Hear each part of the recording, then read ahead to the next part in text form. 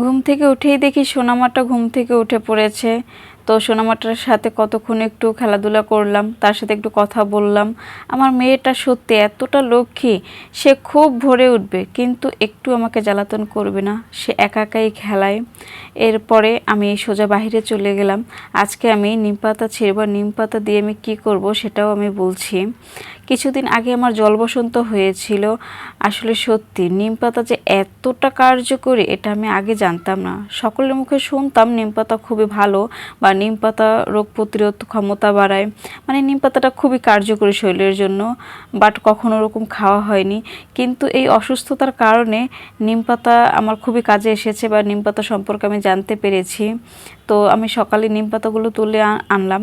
আনার পরে খুব ভালো করে ধুয়ে নেব, ধুয়ে থেতো করে নেব। এই যে আমি নিয়ে নিয়েছি। তো আমি 1 চামচ হচ্ছে নিম পাতার রস খাবো। নিম পাতাটা আসলে সত্যি অনেক তেতো, এটা আসলে যারা খেয়েছে তারাই জানে। আর আমি মধুটা এই কারণে নিয়েছি যাতে মধুটা খাওয়ার পরে তিতো ভাবটা কমে যায়। এর জন্য আসলে হয় কি, আমার সময় আর কি, যতই মিষ্টি বা চিনি জাতীয় যাই খাই না কেন আমার এই তিতো ভাবটা না যায় না, কিন্তু মধুটা খেলে আমার খুব আর কি ভালো হয়, বা তিতো ভাবটা অনেকটাই কমে যায়। যাই হোক, এটা বিভিন্ন জনের কাছে বিভিন্ন রকম হতে পারে, কেউ চিনি খেলে চলে যেতে পারে, কারো মিষ্টি খেলে চলে যেতে পারে।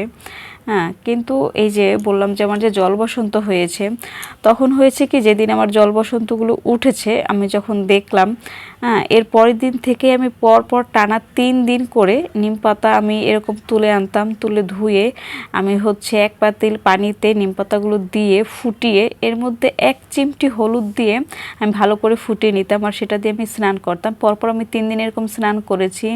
হ্যাঁ, তো এটাতে আমার না খুবই ভালো হয়েছে, কারণ এতে করে আমার শরীরে যে মানে যারা জল বসন্ত উঠেছে তারা জানে যে এটা উঠলে কতটা শরীরে জ্বালা যন্ত্রণা হয়, চুলকানি হয়। কিন্তু হয়েছে কি, আমি যে নিম পাতার পানিটা দিয়ে যে স্নান করেছি এতে করে আমার চুলকানি অনেকটাই কমে গেছে, অনেকটাই। হ্যাঁ, তো আমার তেমন একটা কষ্ট হয়নি।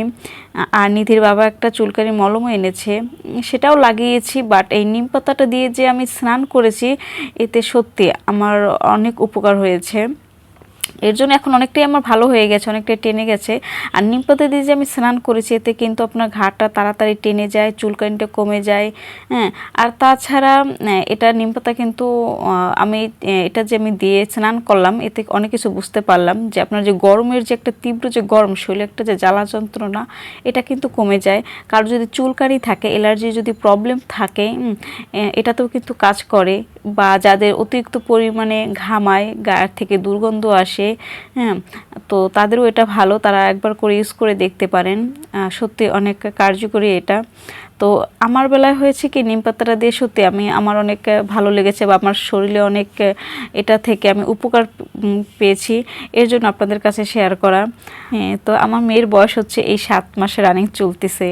হ্যাঁ, তো সে একটু একটু করে বাহিরে খাবার দেওয়া শুরু করেছে। আর হ্যাঁ, আপনারা যদি জানতে চান যে 6 মাসের পরে সলিড খাবার কী কী দিয়ে শুরু করবেন, তো আমাকে মেসেজ করতে পারেন, আমি এটা নিয়ে ফুল একটা ভিডিও বানিয়ে দেব।